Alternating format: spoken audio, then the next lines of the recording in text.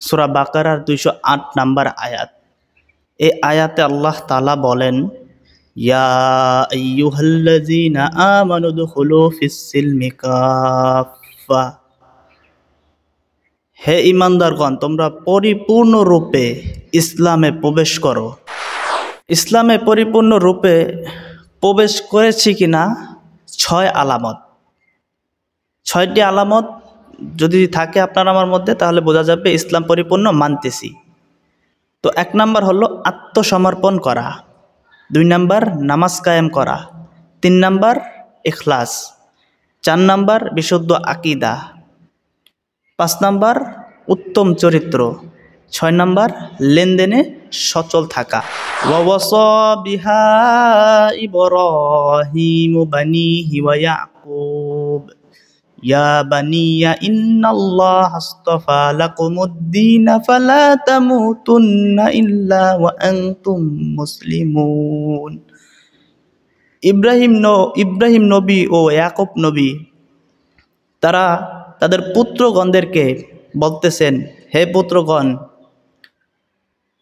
তোমরা আত্মসমর্পণ করো, তোমাদের জন্য দিন নির্বাচিত করা হয়েছে, আর তোমরা কোনো অবস্থাতেই আত্মসমর্পণকারী না হইয়া মৃত্যুবরণ করিও না। আসসালামু আলাইকুম ওয়া রাহমাতুল্লাহি ওয়া বারাকাতুহু। আলহামদুলিল্লাহ ওয়া কাফা ওয়া সালামুন আলা ইবাদিহিল্লাযীনা ইসতাফা। আম্মা বা'দু ফাআউযু বিল্লাহি মিনাশ শাইতানির রাজীম। বিসমিল্লাহির রহমানির রহিম।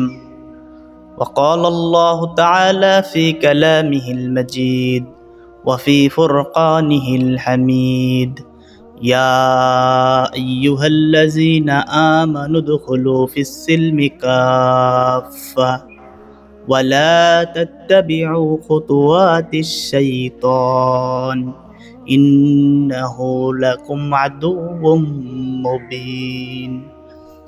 وقال رسول الله صلى الله عليه وسلم إن الله لا يقبل من العمل إلا ما كان له خالصا أو كما عليه الصلاة والسلام. আলহামদুলিল্লাহ। মুআজ্জাজ হাজিরিন, আল্লাহ দরবারে লাখ কোটি শুকরিয়া যে মহান রব্বুল আলামিন দিনের কিছু কথা বলার তৌফিক দান করেছেন। এজন্য রব্বের কাবার দরবারে শুকরিয়া জ্ঞাপন করতেছি আলহামদুলিল্লাহ। মুআজ্জাজ হাজিরিন, যে আয়াতে কারিমা তেলাওয়াত করেছি সূরা বাকারার 208 নাম্বার আয়াত। এই আয়াতে আল্লাহ তাআলা বলেন, ইয়া আইয়ুহাল্লাযীনা আমানু দুখুলু ফিস-সিলমি কাফা। হে ঈমানদারগণ, তোমরা পরিপূর্ণরূপে ইসলামে প্রবেশ করো। ওয়ালা তাত্তাবিউ খুতুওয়াতিশ শাইতান ইন্নাহু লাকুম আদুউম মুবিন। এবং শয়তানের পথ, শয়তানের রাস্তা ছেড়ে দাও। শয়তান হলো তোমাদের মাঝে সে একটা প্রকাশ্য তোমাদের শত্রু।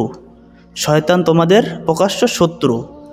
তো আল্লাহ তাআলা আদেশ করলেন, হে ঈমানদারগণ, হে মুমিনগণ, তোমরা পরিপূর্ণরূপে ইসলামে প্রবেশ করো।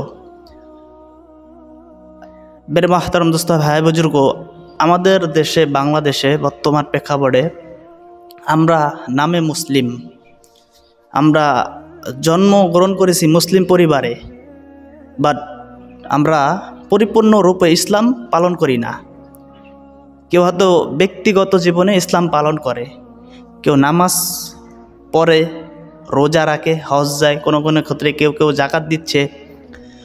তো পরিপূর্ণ ইসলামের সব কিছু মানতেছে না।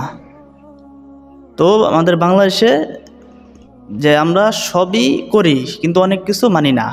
তো আল্লাহ তাআলা বলছে পরিপূর্ণ ইসলামে প্রবেশ করো।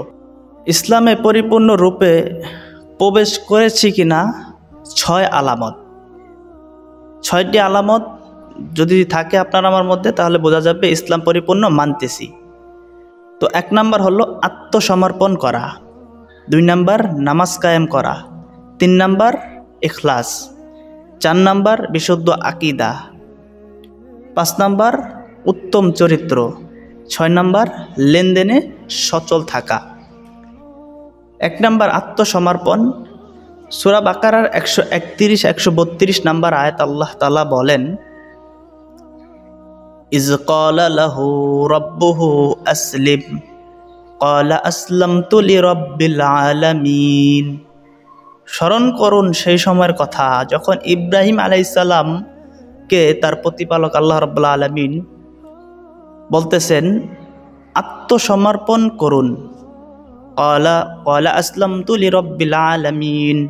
ইব্রাহিম নবী জবাবে বললেন, আত্মসমর্পণ করিলাম জগৎ সমূহের আল্লাহ রাব্বুল আলামিনের নিকট। তো পরের আয়াতে আল্লাহ তাআলা বলতেছেন, ওয়া ওয়াসা বিহা ইব্রাহিমু বানিহি ওয়া ইয়াকুব ইয়া বানিয়া ইন্নাল্লাহা আস্তাফা লাকুমুদ-দীন ফালা তামুতুন্না ইল্লা ওয়া আনতুম মুসলিমুন। ইব্রাহিম নবী ও ইয়াকুব নবী তারা তাদের পুত্রগণদেরকে বলতেছেন, হে পুত্রগণ, তোমরা আত্মসমর্পণ করো, তোমাদের জন্য দিন নির্বাচিত করা হয়েছে, আর তোমরা কোনো অবস্থাতেই আত্মসমর্পণকারী না হইয়া মৃত্যুবরণ করিও না। তো আল্লাহ তাআলা বললেন যে ইব্রাহিম নবী বললেন যে হে পুত্রগণ, তোমাদের জন্য দিন নির্বাচিত করা হয়েছে। তো কোন দিন? সূরা আলে ইমরানের 19 নম্বর আয়াত আল্লাহ তাআলা বলেন, ইন্নাদ-দীনা ইনদাল্লাহিল ইসলাম, নিশ্চয় আল্লাহর নিকট একমাত্র দিন ইসলাম। সূরা আলে ইমরানের 85 নম্বর আয়াত আল্লাহ তাআলা বলেন, ওয়া মান ইয়াবতাগি গায়রাল ইসলামি দীনান ফালান ইউকবালা মিনহু ওয়া হুয়া ফিল আখিরাতি মিনাল খাসিরিন।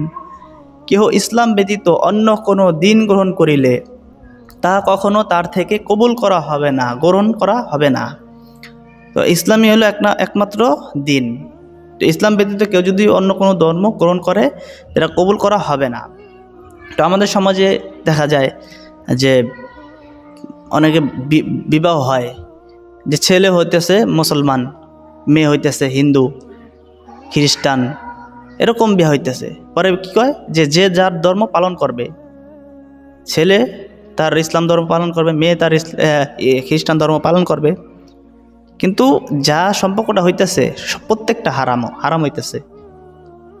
যতক্ষণ পর্যন্ত কোনো মেয়ে বা ছেলে ইসলাম ধর্ম গ্রহণ না করবে ততক্ষণ পর্যন্ত এই বিবাহ বৈধ হবে না।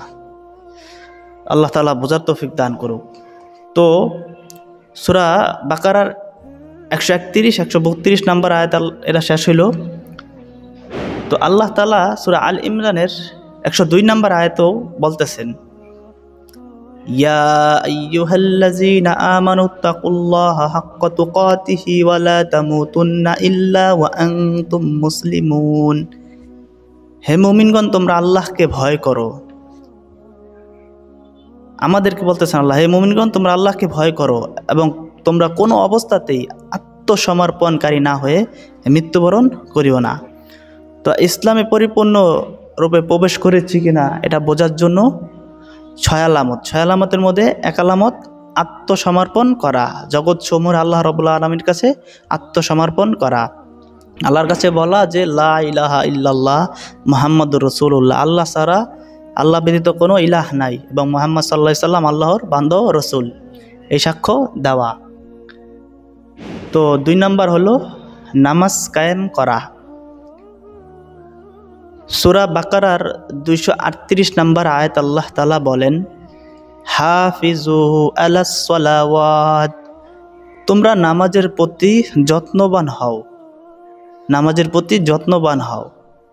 আমাদের কত সময় এমনি সেমনি কেটে যেতেছে ভাই, বহুত বেনামাজি আছে, দিনের পর দিন আমরা বেনামাজি হইতেছি, একটা ওয়াক্ত আমরা নামাজ পড়তেছি না। আর আল্লাহ তাআলা বলতেছেন যে তোমরা নামাজের প্রতি যত্নবান হও। আল্লাহ তাআলা আমাদেরকে নামাজের প্রতি যত্নবান হওয়ার তৌফিক দান করুক। আব্দুল্লাহ ইবনে মাসউদ রাদিয়াল্লাহু আনহু হুজুর সাল্লাল্লাহু আলাইহি ওয়াসাল্লামকে প্রশ্ন করতেছেন, ইয়া রাসূলুল্লাহ, ইয়া হাবিবাল্লাহ, আইয়ুল আমাল ইয়াহাব্বু ইলাল্লাহি, আল্লাহ তাআলার কাছে সবচেয়ে পছন্দনীয় আমল কোনটি? ফাকালা রাসূলুল্লাহ সাল্লাল্লাহু আলাইহি ওয়াসাল্লাম, রাসূলুল্লাহ সাল্লাল্লাহু আলাইহি ওয়াসাল্লাম পুনরায় বলতেছেন, আস-সালাতু আলা ওয়াক্তিহা, সালাতের ওয়াক্ত সময় মতো নামাজ পড়া এটা আল্লাহ তাআলার কাছে অনেক প্রিয়, অনেক উত্তম। সূরা নিসার 103 নম্বর আয়াত আল্লাহ তাআলা বলেন, ইন্নাস সালাতা কানাত আলাল মুমিনিনা কিতাবাম মাওকুতা। যখন নামাজের সময় হয়, মুমিনদের জন্য নামাজের সময়ে নামাজ পড়া বাধ্যতামূলক। তো এজন্য ভাই নামাজ আমরা নিজেরাও পড়ব এবং পরিবারের মধ্যেও পড়ব। নামাজ কায়েম করা কিন্তু বুঝতে হবে যে আমি নিজে পড়েছি, আমার পরিবারের হাল যারা আছে তারা নামাজ পড়ে না, এটা নামাজ কায়েম হয় নাই। যখন আপনি নিজে নামাজ পড়তেছেন, আপনার পরিবারের সবাই নামাজ পড়তেছে, পাড়া প্রতিবেশী সবাই নামাজ পড়তেছে, তখন এটা নামাজ কায়েম হবে। কিন্তু আমি যে নামাজ পড়তেছি এটা নামাজ পড়া হয়েছে, কায়েম হয় নাই। সবাই যাতে নামাজ পড়ে, সবাই যখন নামাজ পড়বে তখন সেটা হবে নামাজ কায়েম।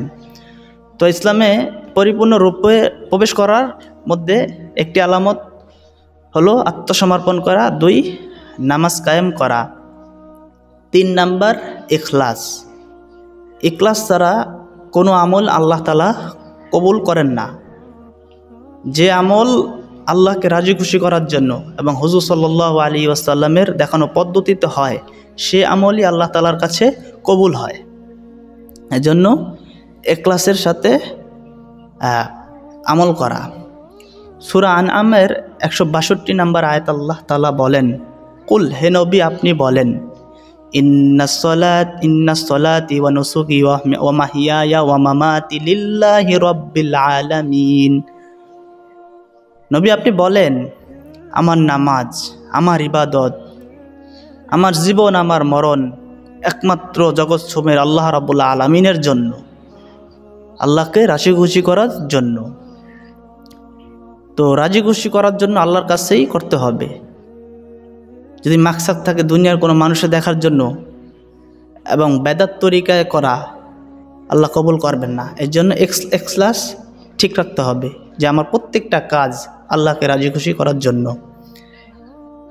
নাসাই শরীফের 3140 নম্বর হাদিস, ক্বালা রাসূলুল্লাহ সাল্লাল্লাহু আলাইহি ওয়াসাল্লাম, রাসূলুল্লাহ সাল্লাল্লাহু আলাইহি ওয়াসাল্লাম বলেন, ইন্নাল্লাহা লা ইয়াকবালু মিনাল আমালি ইল্লা মা কানা লাহু খালিসান।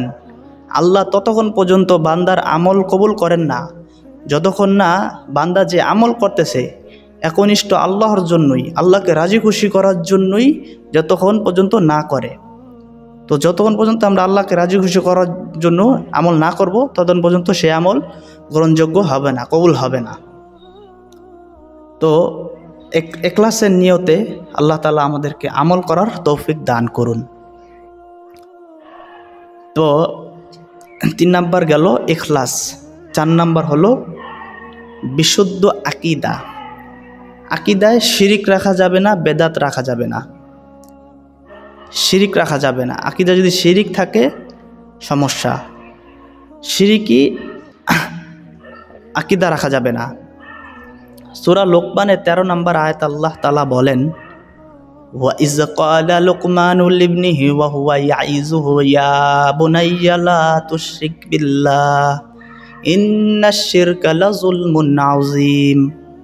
স্মরণ করুন যখন লোকমান হাকিম তার সন্তানকে বলতেছেন, হে আমার সন্তান, হে আমার পুত্র, লা তুশরিক বিল্লাহ, তুমি আল্লাহর সাথে শিরিক করিও না, ইন্নাশ শিরকা লাযুলমুন আযীম, কারণ শিরিক হচ্ছে মহাজুলুম, মহাপাপ, মহাজুলুম, যে জুলুমের শেষ নাই।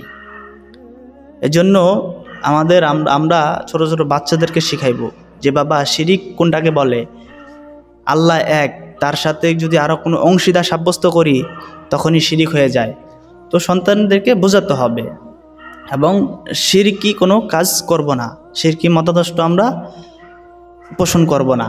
আল্লাহ তাআলা আমাদেরকে তৌফিক দান করুক। কে যদি শিরিক করে মারা যায় তার জন্য জাহান্নাম ওয়াজিব হয়ে যায়, জান্নাত হারাম, তার জন্য জান্নাত হারাম, জাহান্নাম তার বাসস্থান। সূরা মাইদার 72 নম্বর আয়াত আল্লাহ তাআলা বলেন, ইন্নাহু মান ইউশরিক বিল্লাহি ফাকাদ হাররামাল্লাহু আলাইহিল জান্নাতা ওয়া মাওয়াহুন নার। কেহ আল্লাহর সাথে শিরিক করিলে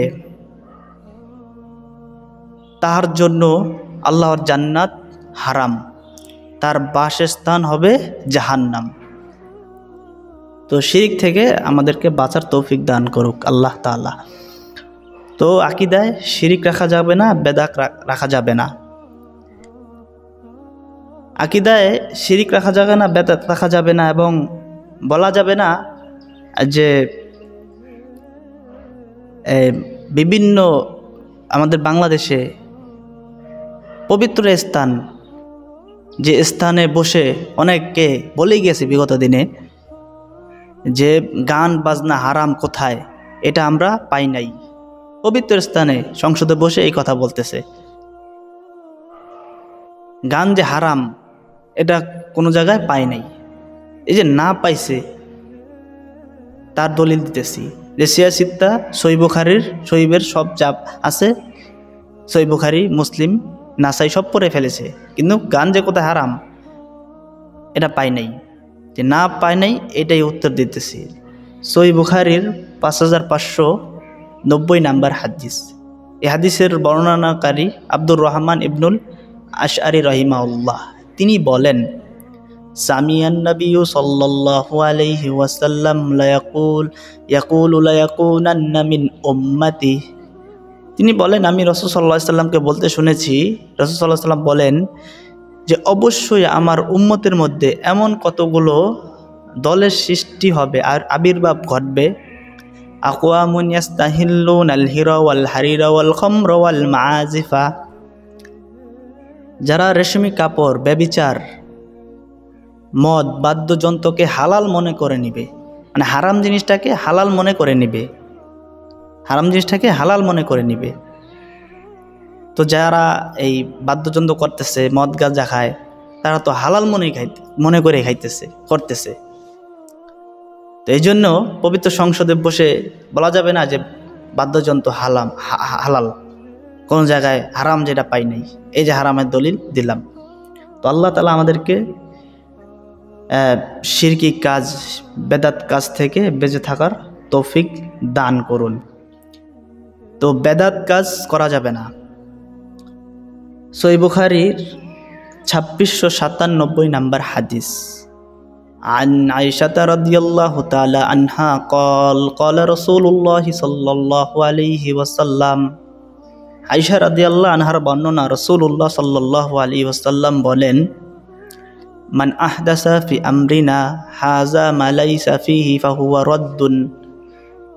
আমাদের এই শরীয়তের মধ্যে এমন কোনো বিষয় নাই, এমন কোনো সুন্নত নাই যা সে পুনরায় নতুন করে ঢোকাইতে চাচ্ছে।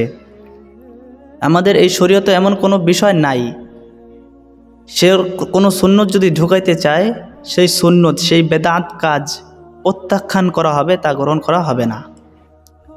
তো বিশুদ্ধ আকীদা এটা খুব জরুরি। আকীদায় শিরিক রাখা যাবে না, বেদাত রাখা যাবে না। আল্লাহ তাআলা আমাদেরকে বিশুদ্ধ আকীদা রাখার তৌফিক দান করুক। তো 4 নাম্বার গেল। 5 নাম্বার হলো উত্তম চরিত্র। ভাই আপনার আমার চরিত্র সব জায়গায় ঠিক থাকতে হবে।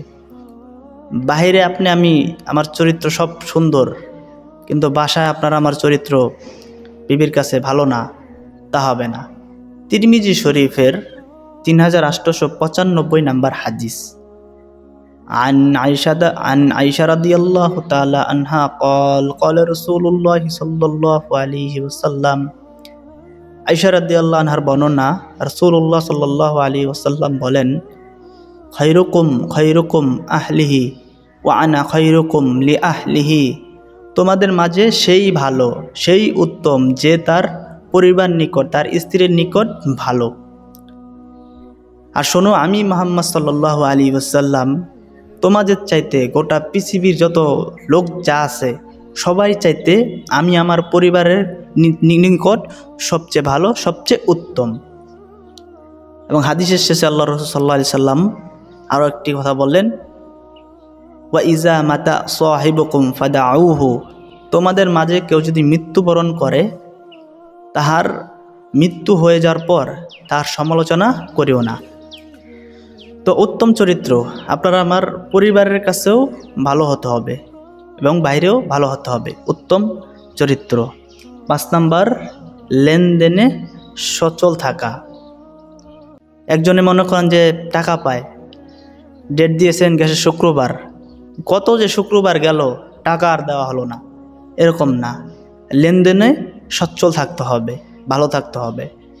সূরা মাইদার 1 নম্বর আয়াত আল্লাহ তাআলা বলেন, ইয়া আইয়ুহাল্লাযীনা আমানু আউফু বিল উকুদ, হে ঈমানদারগণ তোমরা তোমাদের চুক্তিগুলা অঙ্গীকারগুলো পূর্ণ করো, অঙ্গীকারগুলো পূর্ণ করো।